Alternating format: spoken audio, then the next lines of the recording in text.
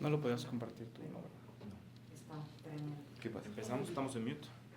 Sí. Son las 8:35. Buenas noches a todos, espero se encuentren muy bien. Vamos a dar por iniciada esta reunión, este foro. Y empezamos presentándonos. Somos Gallegos Fernández, abogados en materia de litigio civil, mercantil y administrativo. Somos abogados egresados de la Ibero, Andrés Fernández, Gustavo Gallegos, su servidor. Principalmente nos enfocamos en amparos y en acciones colectivas. Esa es una especialización que nos distingue. Somos un despacho boutique. Buscamos clientes muy específicos que por el nivel y el tipo de clientes no buscamos publicidad. Por eso tal vez no nos vayan a encontrar en redes ni en internet. Nosotros lo que buscamos obviamente pues, es una solución efectiva para los clientes y pues, un manejo discreto de los asuntos que llevamos. Nos distinguen pues, bastantes asuntos, principalmente de plataformas tecnológicas. No puedo decir los nombres porque hemos firmado NDAs, temas de privacidad de los clientes. Sin embargo, sí les puedo decir que los amparos colectivos son una de nuestras ramas principales dentro del despacho y la experiencia que hemos tenido Andrés y un servidor pues es de aproximadamente 10 años en este tipo de temas. Pues bueno, empezamos principalmente con el tema que vamos a ver, que es el amparo colectivo en contra de la reforma de abril y la reforma de octubre que se hizo a la ley de turismo. También vamos a intentarlo hacer lo más breve posible y conciso porque sabemos que también vienen de muchas juntas y de muchas reuniones y de escuchar a muchas personas, entonces lo vamos a intentar hacer lo más preciso y efectivo para ustedes también y evitar confusiones porque también muchas juntas generan confusiones y genera demasiada información y al final termina siendo un poco contraproducente. Pues bueno, vamos a los puntos puntuales de la reforma y más importantes. Como ya han escuchado muchas veces, hay dos reformas principales a esta ley, una que fue en el mes de abril y otra en el mes de octubre.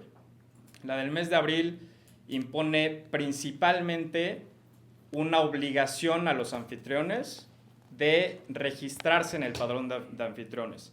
Además de esto, hay obligaciones que se distinguen a prestadores de servicios turísticos que van encaminadas a regular la práctica de estos prestadores, que no son tan extremas, simplemente es el cumplimiento de la legislación fiscal, legislación mercantil, etc. En cuanto a la obligación de los anfitriones, sí vemos un exceso en cuanto a la inscripción de los anfitriones en este padrón que ellos llaman, ¿no? Además de eso, se obliga a la inscripción de los inmuebles de cada uno de los anfitriones y para los que rebasen el número que indica la ley, que es de 3 inmuebles, a partir de del cuarto registro del inmueble, entonces se tienen que sujetar a ciertas obligaciones que van encaminadas a cuestiones mercantiles también. Hay una excepción aquí que muchos seguramente tienen duda y es respecto a qué pasa si yo vivo en el inmueble, ¿no? Yo me veo exceptuado de estas obligaciones o qué es lo que pasa. Lo que pasa principalmente es que si tú vives en el inmueble que estás alquilando y que estás promocionando en la aplicación, te encuentras exento en cuanto al registro de cuestiones mercantiles que establece la ley. Es decir, tú puedes registrar más de 3 en caso de que vivas en ese inmueble y ese inmueble cuente con diversos cuartos y esos cuartos tú los promocionas en Airbnb como distintas habitaciones o se pueden rentar de forma individual, ¿no? Entonces, Si tú vives en ese inmueble que consta de varias habitaciones que se rentan como Airbnb, entonces estás exento de tener que registrar y sujetarte a las obligaciones de los anfitriones que tienen más de 3 inmuebles distintos registrados. No sé si me estoy dando a entender. Al final, si tienen duda respecto a este tema, sin ningún problema respondemos. Ahora, pasamos a la reforma de octubre. ¿Qué pasa con esta reforma? A partir de la reforma de octubre ya dan por hecho que es una obligación inscribirte en este padrón de anfitriones. ¿Ok? Lo que adiciona es que los inmuebles no se pueden ocupar, es decir, no se pueden alquilar más de un 50% de las noches del año. ¿Ok? Entonces, ¿qué pasa si yo, muchas preguntas es, si yo me paso un día, una noche, ¿qué me pasaría? ¿No? Bueno, pues obviamente la ley, la principal sanción que aplica es, pues no te voy a renovar el registro, ¿ok? ¿Eso quiere decir que ya no lo puedo registrar después? No, sí, deja pasar un año y te puedes registrar. Sin embargo, ese límite de no poder renovar tu registro, evidentemente es una limitación directa a los derechos de propiedad y derechos derivados de esa propiedad, ¿ok? ¿Qué otra cosa se regula? La regulación a los inmuebles bajo programas de vivienda popular, ¿ok? Que esto no sé si aplica a alguno de ustedes. Este es un caso muy particular que supongo que no aplicaría, pero hay amparos individuales que podríamos presentar en contra de esta regulación. Y la última regulación importante, o reforma importante que pasó en octubre, es la regulación respecto de inmuebles reconstruidos por el temblor, ¿no? No sé si alguno está en el supuesto. Si es que alguno está en el supuesto, sin problema lo comentamos al final, pero también es amparable, ¿ok? Todas estas cuestiones son amparables. Hay una cuestión común que obviamente es, en primer lugar, el padrón de anfitriones, que te estén obligando a inscribirte en este padrón. Y otra cosa importante es este límite a tus derechos de propiedad o derivados. ¿A qué me refiero con derivados? Derechos de posesión, o derechos de uso, que deriven de subarrendamientos, comodatos, etc. ¿Ok? Entonces, estas dos principales cuestiones, que es el registro obligatorio al padrón de anfitriones y este límite al uso a la posibilidad de alquilar tu propiedad y que la limiten al 50%, son las cuestiones torales del amparo, ¿ok? Entonces, entendido esto, que supongo que ya todos también han tenido mucha información respecto a estos temas, la estrategia que proponemos, podríamos decir que hay dos vertientes. La primera es un amparo colectivo, ¿ok? Como referíamos al principio, hay una desinformación respecto al amparo colectivo y hay muchos despachos que no quiero hablar mal de ellos, simplemente ellos tienen una especialidad que pueden ser amparos individuales y otros tienen especialidad en amparos colectivos. Cada uno de ellos tiene una característica esencial en cuanto al trámite, en cuanto a la organización de cada uno de los amparos. Entonces, lo que sí les podemos comentar es que hemos llevado desde amparos colectivos hasta acciones colectivas, que esas son aún más complicadas y que son en materia civil, ¿ok? Hay confusión también, y esto se los adelanto, en cuanto al amparo colectivo, porque hay muchos despachos que dicen, no, bajo mi criterio, el amparo colectivo no es procedente si junto a gente, ¿no?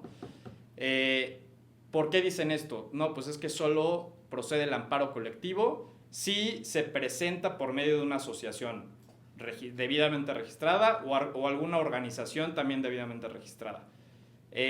Esto, pues evidentemente está mal. Esa regulación únicamente aplica para acciones colectivas en materia civil. Hablando de amparo colectivo, si hay una afectación a un gremio y cada uno de ese gremio tiene una afectación común y un interés jurídico y legal común, entonces se puede presentar un amparo colectivo. Bajo la experiencia que nosotros tenemos, recomendamos que el amparo colectivo sea por mínimo 75 anfitriones, ¿ok? Hay 2 amparos colectivos, obviamente pues esto ya es un poco más técnico, pero va a depender la afectación de cada uno de los anfitriones. Va a haber anfitriones que sean propietarios, va a haber anfitriones que sean poseedores o que tengan derechos derivados, como dije hace un momento. Son derechos que derivan de subarrendamientos o de comodatos, etc. ¿Okay? Cada uno de estos 2 gremios, o sea que sí son un conjunto, pero son 2 tipos de amparo colectivo que vamos a reclamar y vamos a presentar, vamos a proponer conceptos de violación distintos. ¿Por qué? El propietario tiene derechos de propiedad que se ven afectados, a diferencia de un poseedor, que pues él no puede reclamar derechos de propiedad. ¿Ok? Entonces, dentro de este amparo colectivo, igual se propone que sean 2 amparos colectivos, va a depender mucho de la situación de cada uno de ustedes. El mínimo que se propone es que sean de 75 anfitriones cada uno. ¿Qué beneficio podría tener el amparo colectivo? Pues hay una mejor logística y un mejor control sobre el trámite del juicio. ¿Qué quiero decir con esto? Que si yo junto a 75 personas en un amparo, va a ser distinto a yo manejar 75 amparos individuales distintos. Si yo presento 75 amparos, digo, no quiere decir que nos vaya a pasar, pero pues sí, hay un rango de error ahí sí, que pues presento 75, en alguno me previenen, se me va ese acuerdo y lo desechen, ¿no? A diferencia, si yo junto a todos, presento el amparo, le doy seguimiento a un juicio de amparo, que aparte de eso, va a tener mucha más presión para las autoridades responsables, ¿no? ¿Qué son las autoridades responsables? En el juicio de amparo se señalan quiénes son las autoridades que emitieron este acto, ¿ok? El Congreso de la Ciudad de México, la jefa de gobierno, etcétera, etcétera, etcétera, que al final, cuando llegue la notificación del amparo, si ve a 75 personas, va a decir, ah, caray, ok, esto ya está sonando. A diferencia de si llega un amparo individual, la verdad es que vivimos en un México que desgraciadamente es muy burocrático y un amparo individual no va a sonar en la oficialía de partes de la jefatura de gobierno, a diferencia de un amparo colectivo. ¿Ok? El amparo colectivo pues también se puede mover en redes, también se puede hacer mucha promoción en un amparo colectivo. ¿Ok? Repito, el mínimo que nosotros consideramos y con la experiencia que hemos tenido es de 75 anfitriones para que pues valga la pena, ¿no? Ahora, ¿cuál es la fecha límite para presentar el amparo colectivo? La fecha límite en los 2, si hablamos del término o el plazo que tenemos para presentar el amparo, es el mismo. Sin embargo, nosotros proponemos tener una fecha límite para la firma de la demanda de amparo, la firma de la autorización de esa demanda de amparo de cada uno de ustedes y la entrega de los documentos. Proponemos que sea el 17 de octubre, el último día para recibir todo esto.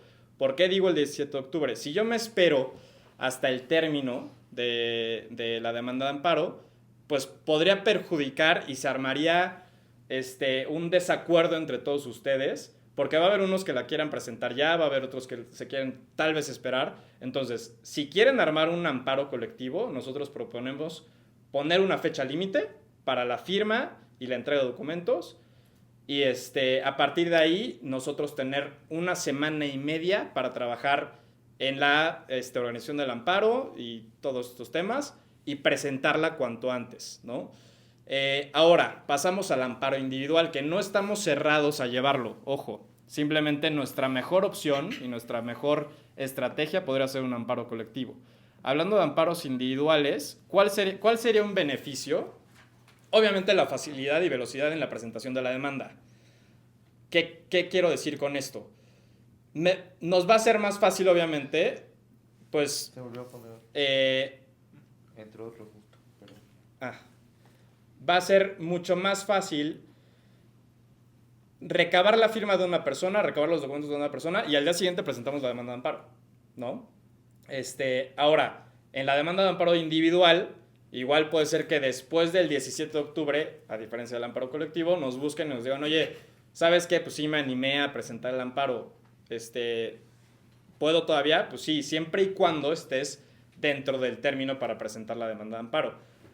¿Cuál es el término para presentar la demanda de amparo? Y ahorita, digo, más adelante voy a especificar, pero de forma general les puedo decir que tenemos al 4 de noviembre, que son 15 días contados a partir de que los juzgados de distrito regresen a labores. Ahorita, como saben, estamos viviendo una etapa muy complicada en el Poder Judicial y pues no tenemos mucha certeza, pero creemos que van a regresar el lunes. Si es que regresan el lunes, entonces tendríamos hasta el 4 de noviembre para presentar la demanda de amparo. ¿Ok? O, en su caso, si es que únicamente queremos reclamar, digo, esto ya va a ser de forma individual y lo veo con cada uno de ustedes si es que nos buscan. Si queremos combatir únicamente la demanda, más bien la reforma de octubre, entonces tendríamos hasta el 30 de octubre, hasta el 26 de noviembre, discúlpenme, hasta el 26 de noviembre para presentar la demanda de amparo. ¿Ok? Ahorita les explico por qué cambian estos términos. De forma general, quiero decirles que el trámite del amparo colectivo y el amparo individual es el mismo. La sentencia de un amparo individual y un... Abogado, hay gente esperando entrar varios. A ver. ¿Les pueden dar acceso?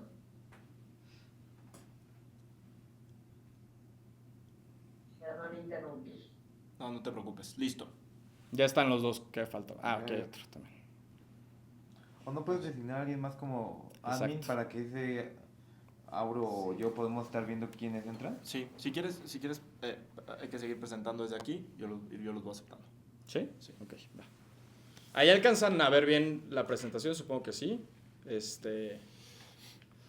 Bueno, el trámite de las dos demandas de amparo es el mismo. Lo que se busca con las dos demandas de amparo es lo mismo.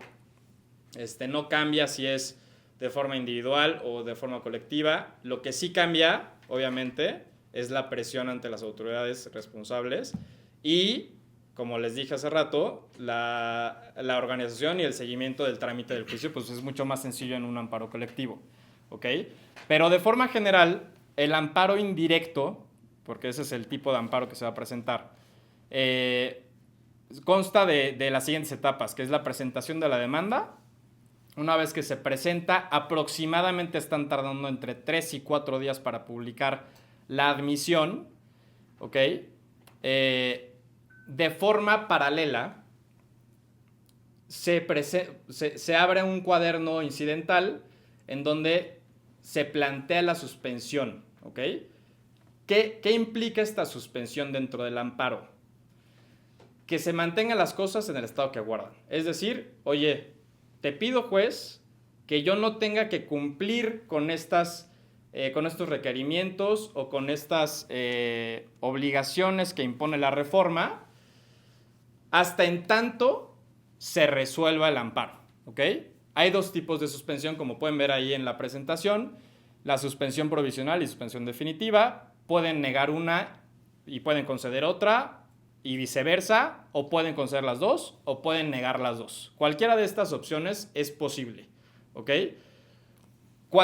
Ahora, de forma paralela y regresando al juicio de amparo como tal, una vez que se admite, se manda un oficio a las autoridades responsables, mismas que tienen que emitir o presentar un informe justificado. En este informe justificado van a decir, oye, pues sí, es cierto el acto reclamado, yo publiqué esta reforma, yo propuse esta reforma, etc, etc, etc. Y van a justificar por qué piensan que es constitucional, ¿ok?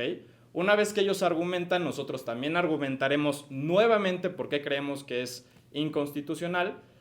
Cuando pasa eso, se les celebra una audiencia constitucional. ¿Qué pasa en esta audiencia? Se reciben pruebas, se reciben alegatos y si es una sentencia sencilla, normalmente publican la sentencia al momento de celebrarse la audiencia constitucional. Cuando se trata de una sentencia complicada, puede celebrarse la audiencia y dictarse sentencia hasta dentro de 3 meses, que normalmente es lo que tienen para dictar una sentencia, ¿ok? A partir de que esté integrado un juicio. Esto es el ideal, ¿ok? Esto es el trámite del juicio de amparo ideal, que se dicte sentencia, que la autoridad ya no recurra a esa sentencia y que se declare firme esta sentencia, ¿ok? ¿Qué puede pasar? Hay muchísimos supuestos dentro del juicio de amparo que pudieran complicar todo el trámite. Como es, a ver, si me otorgan la suspensión provisional, la autoridad responsable puede presentar algún recurso. Si me otorgan la suspensión definitiva, la autoridad responsable puede presentar algún recurso. Si ganamos en primera instancia, que así se dice a la primera sentencia en el juicio de amparo, que la dicta un juez de distrito, entonces la autoridad responsable también tiene un recurso que se llama recurso de revisión, ¿ok? Este recurso de revisión lo manda el juzgado, lo recibe el juzgado de distrito y lo manda a un tribunal colegiado, que es el órgano superior a un juzgado de distrito, ¿ok? Todo esto que les estoy contando es para que se den una idea de cuánto se puede tardar un juicio de amparo, ¿ok? Cuando lo mandan a un tribunal colegiado, pueden pasar muchas cosas y principalmente hablando de reformas a leyes y con la experiencia que tenemos, lo más probable es que haya una facultad de atracción por parte de la Corte, ¿ok? ¿Qué implica esto? Que la Suprema Corte, por la relevancia del asunto, atraiga el juicio de amparo o el recurso de revisión y se resuelva en la Corte para así emitir un criterio y que ese criterio se siga por los jueces y magistrados que tengan asuntos relacionados, ¿ok? Esta resolución de este recurso de revisión ya en la Corte, sí nos ha tocado que hablando de reformas pueden tardar hasta 8 meses, ¿ok? Entonces, un juicio de amparo normalmente tarda 1 año, suponiendo que exista algún recurso o suponiendo que nos niegan el amparo, porque puede pasar eso también, es una posibilidad. No quiere decir que nosotros estemos de acuerdo con la reforma para nada, pero pues ahorita como están las cosas, si siempre va a haber una probabilidad de que nos nieguen el amparo, y si nos niegan el amparo, existe este recurso también para nosotros combatir esta negativa de amparo, ¿ok? Entonces, ese es el trámite general del juicio de amparo, sea colectivo o sea individual, ¿ok? Ahora, hablando de los tiempos, como decía hace un momento, la duración del juicio es tentativamente de 18 meses para ya tener una sentencia firme, ¿ok? ¿Qué quiero decir con firme? Que ya no haya recursos por presentar, ni que tenga la autoridad responsable, ni nosotros, posibilidad de presentar algún recurso, ¿ok? Una vez que se dicta la sentencia, va a depender si la dicta la Corte, va a depender si la dicta el Tribunal Colegiado, va a depender si se queda en juzgado de distrito. Si la dicta la Suprema Corte de Justicia y nosotros armamos o podemos crear ese precedente respecto de esta reforma, entonces, pues por eso les digo la fuerza de un amparo colectivo. Si ese amparo colectivo de muchas personas lo atrae la Corte y lo que resuelva respecto de nuestro amparo, todos los jueces y magistrados tienen que seguir ese criterio, ¿ok? Ahora, respecto a la presentación de la demanda, y como les comenté antes, hay un tema ahí con los días para presentar la demanda de amparo, ¿ok? Unos, como ya han escuchado, son 30 días o son 15 días y no saben por qué o qué es lo que influye que sea 15 días o 30 días o por qué existe esta variación y por qué unos dicen que 15 días y etc, etc, etc. Cuando se trata de una ley o una reforma que es autoaplicativa, ¿qué quiero decir con autoaplicativa? Que con su sola entrada en vigor afecta tus derechos humanos, ¿ok? En este caso, a ver, en la reforma de abril, que te obligan a inscribirte a un padrón de anfitriones. Bueno, ok, te obligan, pero todavía no se puede ejecutar porque todavía no existe ese padrón y no sé qué y no sé qué. desde el momento en que te imponen esa obligación, pudimos en su momento ampararnos por ser autoaplicativa. Eso es un hecho. Sin embargo, existe otro concepto que es la aplicación de una reforma por ser heteroaplicativa. ¿Qué quiere decir eso? Que me espero hasta el acto que me afecta, o sea, que ya me afecta para yo poderme amparar. Es decir, cuando ya existe este padrón, ¿no? Ya entonces yo me encuentro obligado porque ya se puede ejecutar. Entonces yo puedo combatir una ley o una reforma por ser heteroaplicativa. No sé si me estoy dando a entender, espero sí, pero son dos conceptos distintos. Ahora, ¿qué implica que sean dos conceptos distintos? Que conforme a la ley de amparo se manejan dos plazos, uno para cada concepto. Si es autoaplicativo, se maneja un término de 30 días, ¿ok? Si es heteroaplicativo, entonces son 15 días. ¿Qué pensamos nosotros? A ver, queremos combatir las dos reformas, ¿ok? Una es heteroaplicativa, que es la de octubre. Digo, la de abril, discúlpenme. La de octubre es autoaplicativa, ¿ok? Esa es la que se acaba de publicar y entrar en vigor y etc. Por su sola entrada en vigor, ya nos está afectando. ¿Por qué? Porque nos limita en cuanto al porcentaje de noches que nosotros podemos alquilar, ¿ok? Y la otra tendría que reclamarse por ser una ley heteroaplicativa. Ya no puede ser autoaplicativa porque ya pasaron evidentemente esos 30 días desde abril. Entonces, como tiene que ser heteroaplicativa, pues dan 15 días. Si combatimos estas dos reformas en un mismo amparo, no podemos decir, bueno, vamos a tener 30 días. Pues no. Corremos el riesgo de que nos diga, ok, respecto de la autoaplicativa, sí, la de octubre, pero la de abril, como era heteroaplicativa, ya no. Respecto de ese acto reclamado, yo siendo juez, pues no sobreseo o desecho respecto de este acto reclamado, ¿ok? Por eso decimos 15 días, para no correr ese riesgo de... pues la verdad es que es un riesgo innecesario. Si podemos presentarlo cuanto antes, pues es lo mejor, ¿ok? Ahora, ¿cuáles son los requisitos? Y esto mucha gente pregunta, ¿cuáles son los requisitos para integrar la demanda de amparo? ¿Ok? Y esto aplica para lo mismo, para un amparo colectivo o un amparo individual, ¿ok? Principalmente es Airbnb o cualquier otra plataforma tecnológica en donde se puede promocionar el alquiler de un inmueble, te da un número de identificación, ¿ok? Entonces es encontrar ese número de identificación, tenerlo muy bien ubicado. En segundo lugar, una captura de pantalla en donde aparezca nombre, número y número de identificación ante la aplicación correspondiente.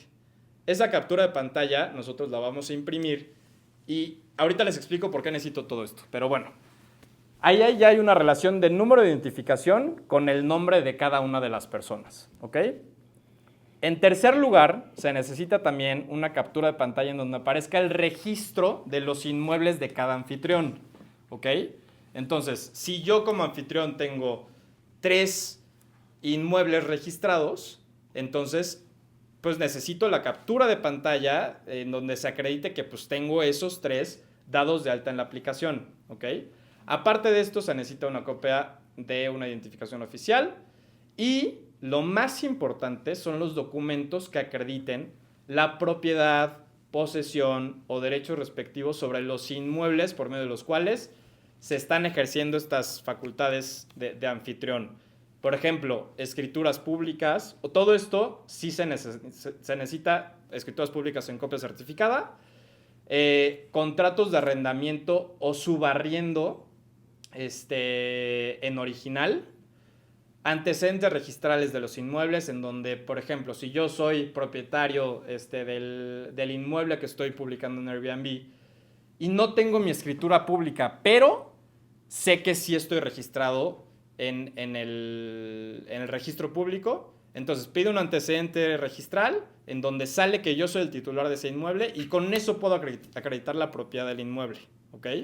Aparte de eso, pueden ser mandatos, sesiones de derecho, comodatos, etcétera, etcétera, etcétera. Si hay casos particulares porque también puede pasar, y es una práctica común, que por la confianza pues no firmas contratos, ¿no? Y yo le puedo decir a mi mamá o a mi papá, oye, a ver, tienes este inmueble, yo te ayudo a rentarlo y yo me pongo como anfitrión. Ok, y no existe un contrato. Siempre se va a recomendar que se haga un contrato, eso les podemos ayudar sin ningún problema, son contratos sencillos, son contratos para acreditar la personalidad. Ahora, a eso voy. Todos estos documentos, sea individual o sea colectivo, se necesita lo mismo.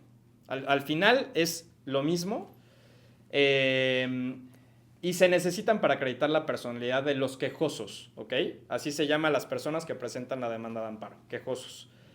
El quejoso necesita acreditar personalidad y necesita acreditar interés. ¿Cómo puedo acreditar mi personalidad? Pues con mi identificación, con mi número de identificación también de la plataforma. Ok, esa es tu personalidad, está bien. ¿Cuál es tu interés? Ah, bueno, pues estoy registrado en la aplicación. Tan es así que aquí está la captura de pantalla con el número de identificación, con mi nombre. Aquí están los inmuebles que tengo registrados. Aquí está el documento que me acredita a mí y que me permite a mí ser anfitrión. ¿Ok? Aquí es donde entra la escritura pública, los contratos de cesión, o subarrendamientos, etcétera, etcétera, etcétera. Pero al final, todo esto es lo que se tiene que presentar desde el principio de amparo, y eso es lo primero que va a estudiar el juez, ¿ok? Que sí tengan ese interés, que se pueda acreditar eso y que puedas tú, como anfitrión, combatir esta reforma, ¿ok? Entonces, pasamos a la siguiente. Ahora, pasamos a la parte que muchos están preguntando. La propuesta. ¿Qué propuesta es la de nosotros? Un amparo colectivo. Pusimos el amparo colectivo primero porque obviamente es la mejor estrategia para nosotros y por la experiencia que tenemos, siempre funciona más un amparo colectivo que un amparo individual, ¿ok? Repito, se busca lo mismo con los dos. Se busca lo mismo. Se presentan los mismos documentos. El trámite es lo mismo. Simplemente el amparo colectivo, por un lado, tiene más fuerza política y por otro, es más sencillo el seguimiento del juicio, ¿ok? Por el amparo colectivo, nosotros estamos pidiendo 15,000 por elaboración y presentación de la demanda, obviamente pues por cada anfitrión. Al final, como bono de éxito, pedimos 5,000 pesos. ¿Qué propuesta también tenemos dentro de esta estrategia? Es, muchos de ustedes tienen un equipo o un personal de apoyo sobre los inmuebles que tienen registrados y que alquilan. Este personal de apoyo, nosotros creemos que también podría acreditar un interés y una afectación derivada de esta reforma. ¿Por qué? Porque hay un límite, como ya se los han repetido muchas veces, no lo dudo, a la libertad de trabajo, libre competencia, etc., etc., etc., que al final estas personas o este personal puede que sea su única fuente de trabajo. Y si limitas a que se trabaje el alquiler del inmueble el 50% de las noches del año, estás limitando también el ingreso que podría tener un trabajador, personal de apoyo, personal que utilicen para el alquiler. Entonces, ¿qué se propone? Si logramos juntar a la gente necesaria para presentar este amparo colectivo, llevar un juicio de amparo pro bono para todas estas personas que forman parte del personal de apoyo de cada uno de ustedes, ¿ok? ¿Qué implica esto también? Buscamos un beneficio colectivo y eso es algo que tenemos que tener muy, muy claro y más en tratándose de derechos humanos. Si se afecta a un gremio, hay que unirse todos y hacer juntar la mayor fuerza para poder combatir afectaciones a los derechos humanos. Si presentamos este otro amparo por parte de personal de apoyo, obviamente también es un mayor esfuerzo y un mayor impacto para las autoridades responsables que vean que personal de apoyo también está intentando velar por sus derechos, ¿no? Entonces, ¿qué proponemos? Llevar pro bono, si se arma este amparo colectivo, llevar pro bono este amparo por parte del personal de apoyo. Una cosa importante es, se tiene que acreditar la relación laboral, ¿ok? Puede ser que muchos de ustedes no tengan este contrato de relación laboral. Hay muchas formas de acreditarlo. Eso, si quieren, lo vamos viendo uno por uno. Si es que la mayoría de ustedes sí tienen algún contrato o algo por el estilo, pues bueno, entonces qué mejor y empecemos ya. Pero pues bueno, creo que se entendió mi punto. Ahora, respecto al amparo individual, lo que proponemos son 40,000 pesos por la elaboración y presentación de la demanda y 20,000 pesos como bono de éxito. Este bono de éxito es una vez que se concede el amparo. Es decir, una vez que ya terminó el juicio, hasta ese momento nosotros esperamos ese bono de éxito. ¿Por qué es más caro un amparo individual? Pues bueno, por el simple hecho de que nuestra atención, nuestro estudio va dirigido únicamente a un individuo, ¿ok? Es un estudio que no va a ser distinto al amparo colectivo porque al final, como repito, los derechos que se intentan hacer valer y lo que se busca con la sentencia es lo mismo y es la inconstitucionalidad de esta reforma a la ley de turismo, ¿no? Y pues bueno, adjuntamos ahorita el contacto del despacho. Espero haber incluido todas las preguntas que tuvieran. Obviamente ahorita abrimos chat para ver si es que tienen dudas. Espero haberme dado a entender muy bien. Y pues bueno, lo que buscamos obviamente es un beneficio de la colectividad. Si tienen dudas, escríbenlas o pueden levantar la mano y prender su micrófono sin ningún problema. A ver, levantó la mano Luis Sandoval. Solamente pregunten dudas personales, ¿no? Muchas gracias, Sí. gracias abogados. Muy puntual para no quitar el tiempo, pero quisiera saber, ¿este amparo va a ser en materia administrativa? Sí, en efecto. Evidentemente. Ok. Sí. Los juzgados están cerrados en un momento, ¿no? Exactamente, Luis. Mira, te explico un poco. En tratándose de reformas a leyes, como son emitidas por autoridades administrativas, se tiene que combatir el amparo en materia administrativa, ¿ok? Los que están cerrados son los juzgados federales, tribunales colegiados, que eso incluye, obviamente, pues los juzgados en materia administrativa, ¿ok? Es decir, todo el Poder Judicial Federal, que es en donde tú puedes presentar un amparo, están cerrados ahorita. Tenemos información de que el lunes van a regresar. Por eso los términos que manejamos y los plazos, pero esto siempre y cuando el lunes regresen, ¿ok? Si es que no regresan el lunes, igual vamos a abrir otro foro porque supongo que mucha gente tiene pues más dudas y tal vez no se pueden conectar. Vamos a abrir otro foro la siguiente semana. Vamos a ver si el martes o algo así para responder más dudas y explicar otra vez. Pero pues sí estamos partiendo de un tema o de una condición que no depende de nosotros, sino de la situación de México, ¿no? Y del Poder Judicial Federal. Ok, tenemos a Airbnb del Valle Centro, que también levantó la mano.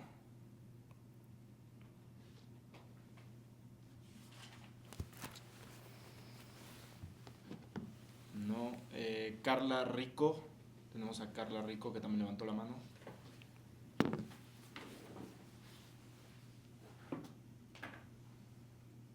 Ok. Eric Backmeister también levantó la mano. Hola, disculpe, soy Carla. Hola, Carla.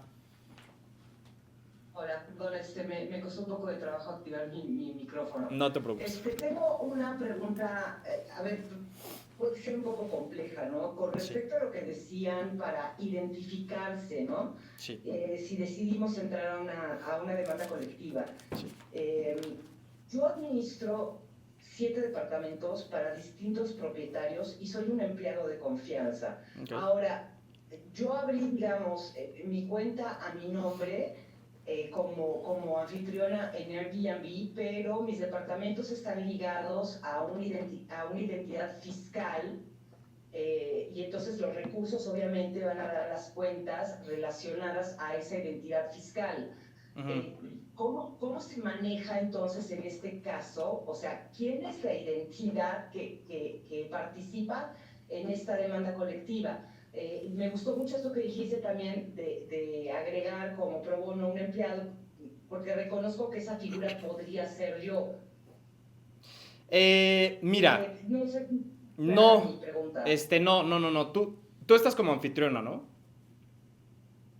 Sí, yo soy anfitriona, Sí. pero la identidad fiscal de mis anuncios No te preocupes por no, quién no es recibe. mía, ¿me entiendes? No me pertenece al propietario Claro. de cada una de las ubicaciones Claro, que tengo, ¿no? y te entiendo perfecto y tu duda es muy razonable, pero no te preocupes tanto por quién recibe ese alquiler, ¿ok? Aquí lo importante es tú por qué eres anfitriona, tal cual, ¿ok? ¿Por qué eres anfitriona? Porque soy empleado de confianza. Sí, Ajá. eres un empleado de confianza, pero digo, ya esto es una cuestión particular, pero si son de distintas personas, se pueden armar contratos de esas distintas personas como que o sea, te arrendan, te rentan a ti y tú a su vez subarrendas, ¿no? Sin ningún problema. No hay mayor problema ahí, ¿no? No te preocupes Son con quién entonces los propietarios. mande. Perdón, discúlpame. Perdón, discúlpame el delay y me empaté contigo, pero son entonces los propietarios quienes deben, digamos, ampararse, ¿no? No. O en este caso sería yo. Eres tú, porque tú eres la anfitriona. A ver, ojo, y esto espero responder también dudas de los demás. La afectación a los derechos o lo que intenta reformar pues lo que está pasando ahorita y esta ley es una afectación a los anfitriones, independiente si eres propietario o poseedor o tienes algún derecho derivado, ¿ok?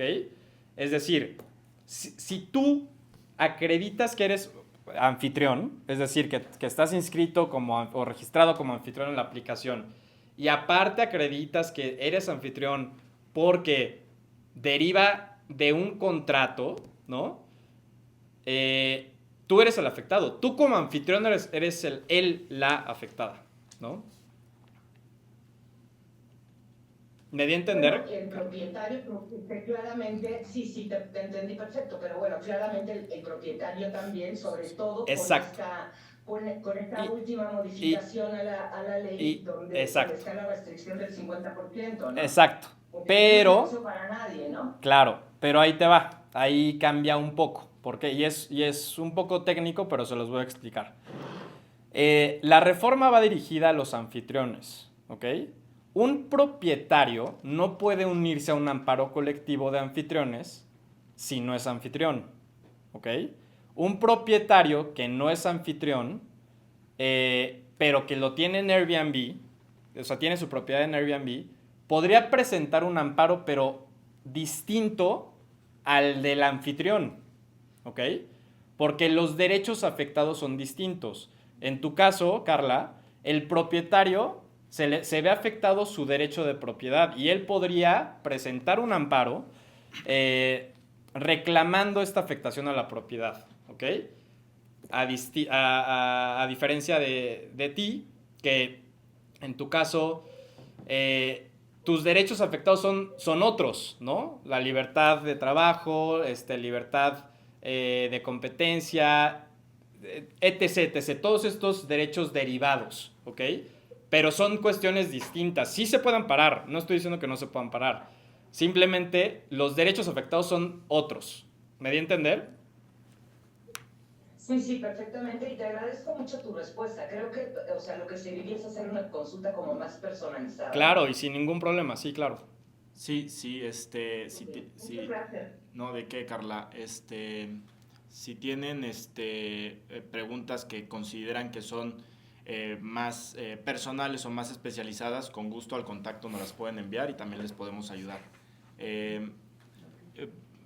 Tenemos a Hipatia, que levantó la mano también. Hola, buenas noches, licenciado. Tengo yo una duda. O sea, ustedes dicen manejar un amigo colectivo de 75 anfitriones, pero hay diferentes casos. Por ejemplo, en mi caso, yo nada más tengo una propiedad en la Ciudad de México.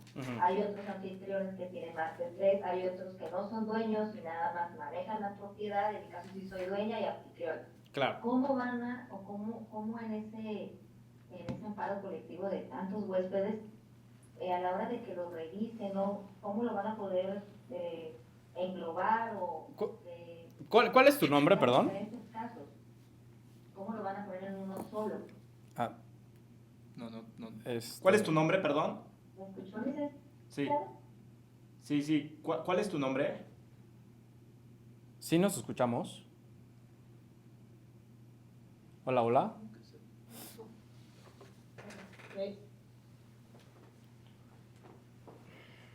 Hola, hola. ¿Cuál es tu nombre? Bien, pero su llamada de realidad se está rompiendo.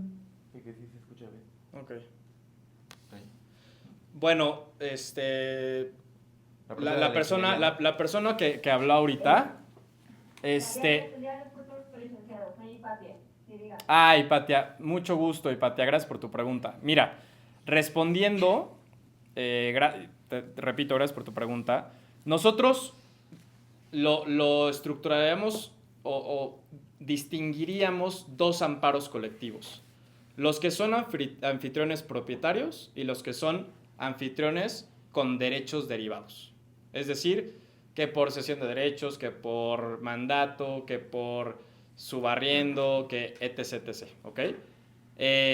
Independiente de las propiedades que tengas inscritas. O sea, créeme que no tenemos tema en esa organización. La verdad es que la tenemos muy bien estructurada. Como dije al principio, estamos especializados en acciones colectivas, hablando en amplio sentido.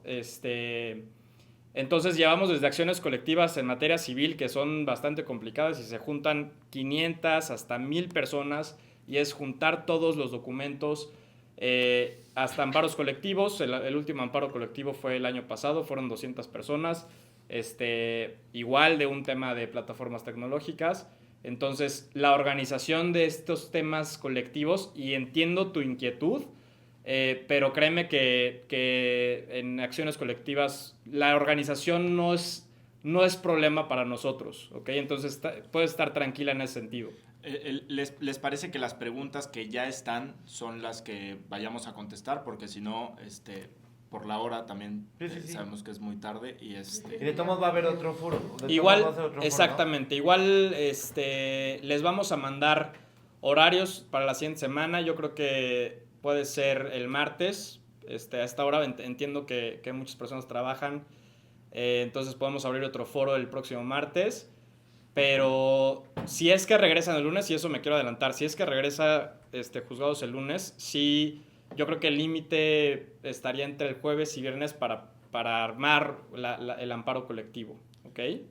Ok, tenemos a Roberto Nis, que también quiere hacer una pregunta.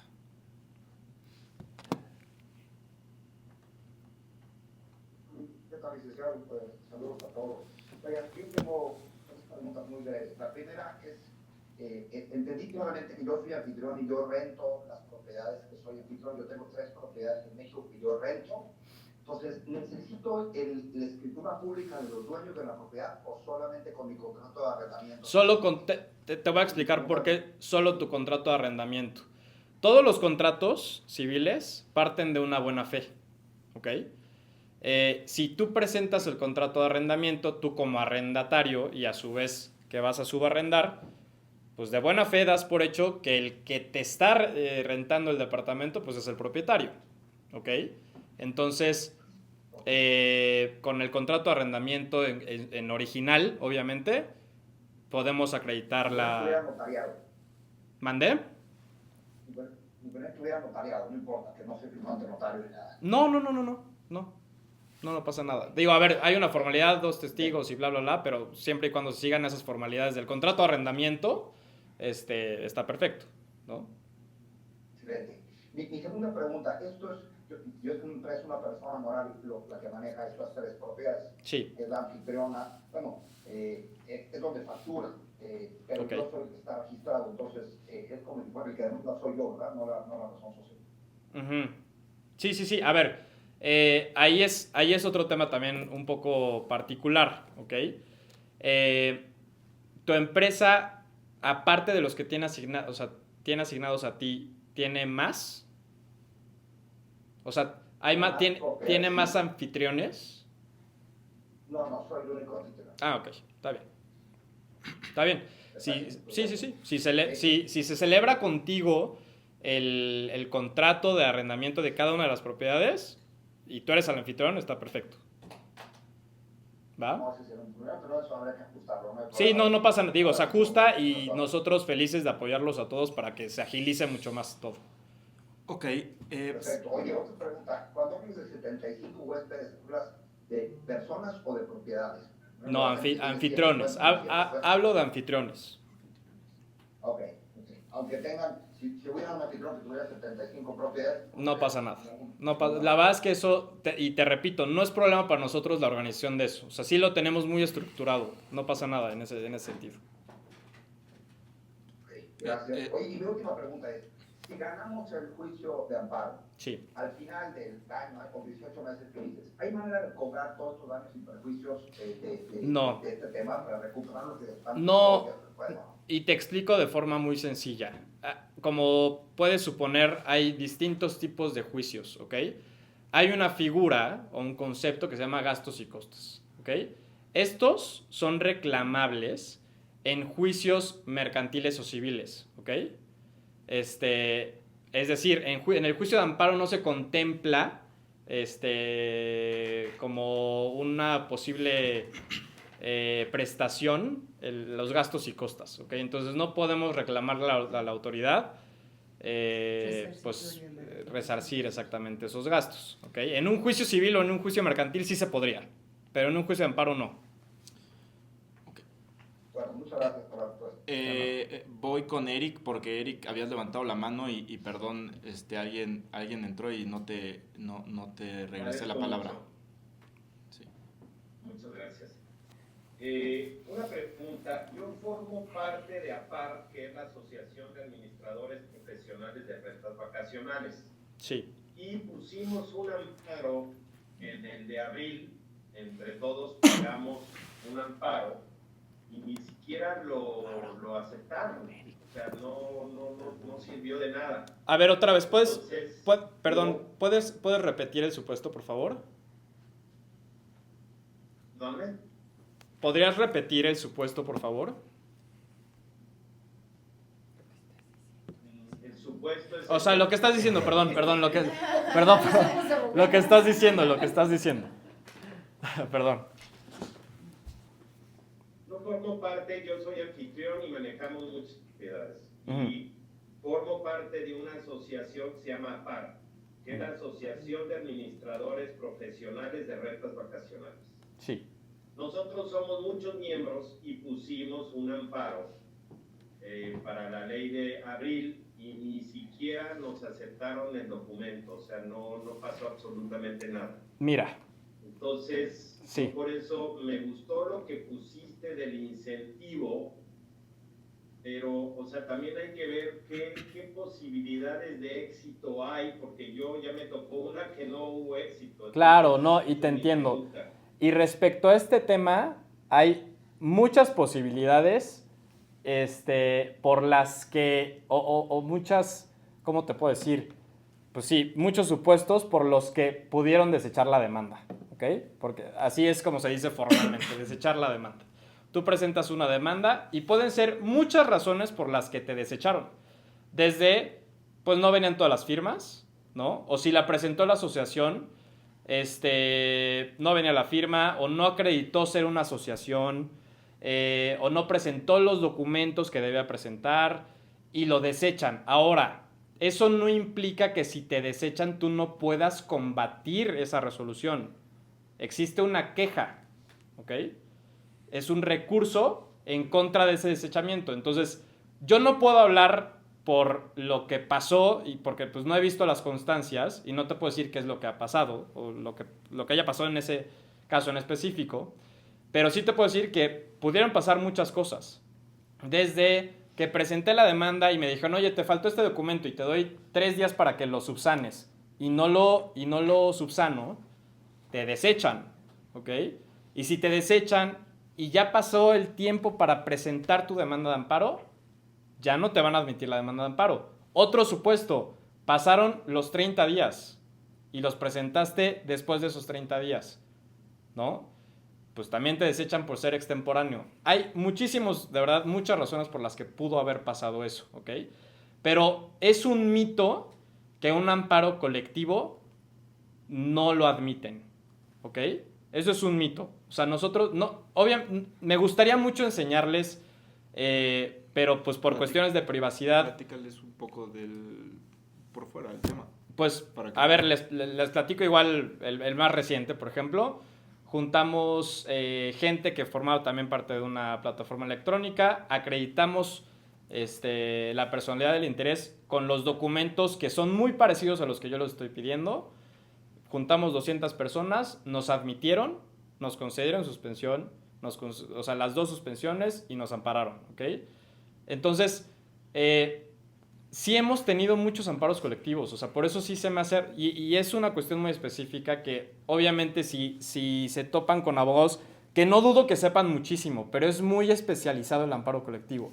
Y si no sabes presentarlo y si no sabes estructurarlo, sí lo pueden desechar, ¿ok? Pero sí se puede, es una posibilidad en cualquier tipo de amparo, hasta en un amparo individual, que te desechen la demanda de amparo, ¿ok? No sé si respondí tu pregunta, Eric. Sí, muchas gracias. Otra preguntita. ¿Hay manera de pelear esto a nivel federal? Que no nada más sea en México, que sea en todo México, o esto tiene que ser por A ver, por área. Ok, te platico. La reforma fue en la Ciudad de México, ¿ok? La reforma que vamos a combatir ahorita es la de la Ciudad de México. ¿Qué pasa mucho? Que si en algún otro estado reforman también la ley de turismo, en el mismo sentido, entonces se presenta un amparo en ese estado ante un juzgado federal, ¿ok? Por tratarse de una reforma a una ley. ¿Y qué se hace ahí? Ok, pues llevamos como precedente lo que pasó aquí en Ciudad de México. En caso de que ganemos, oye, en Ciudad de México pasó esto, el supuesto es el mismo, la reforma fue muy parecida, aquí está, y la declararon inconstitucional la Suprema Corte, y va a pasar lo mismo, ¿ok? No quiere decir que es obligatorio porque es otro estado, ¿ok? ¿Hay jurisprudencia en eso? No, todavía no, porque aparte es una ley de Ciudad de México, ¿ok? ¿Respondí tu pregunta? Porque nosotros tenemos propiedades en varias entidades, por eso es que pregunto eso. Claro, ¿no? Y es muy válido, pero sí, hay que esperar a que se reforme la ley de esos estados, ¿ok? Ok, voy con la última de Ernesto Flores Rosas. Yo también tengo una. Sí. Sí, muchas gracias. A ver si lo digo adecuado, de forma adecuada. El supuesto es el siguiente. Yo soy dueño de un departamento. Mi hermana es dueña de una casa que se dividió en 8 habitaciones con baño y cocina, que tenemos promocionados como departamentos, aunque es una sola cuenta previa, un solo recibo de agua. Sí. Mi cuñado es dueño de 2 departamentos. Mi novia es dueña de un departamento. En un mismo edificio, ¿verdad? Varios amigos. No. Estamos hablando yo soy dueño de un departamento en una dirección. Ok. La casa es otra dirección. Ok. Ajá. Mi cuñado es una colonia distinta. Ajá. Y la de mi novia es en un edificio distinto. Sí. Todo está en mi cuenta, con mi perfil de usuario de Airbnb. Sí. Es lo que tenía. Bueno, y falta un supuesto más. Y varios amigos me han pedido que les administre sus departamentos. Sí. Todos en mi misma cuenta. No. La razón es sencilla, porque ahí es donde están las respuestas. Sí, no te preocupes. Siempre y cuando las personas que te estén dando esta facultad para para promocionar en Airbnb y que tú seas el anfitrión, siempre y cuando ellos sean los propietarios, pues no hay ningún problema. Y siempre y cuando pues exista algún tipo de contrato en medio de ello, ¿no?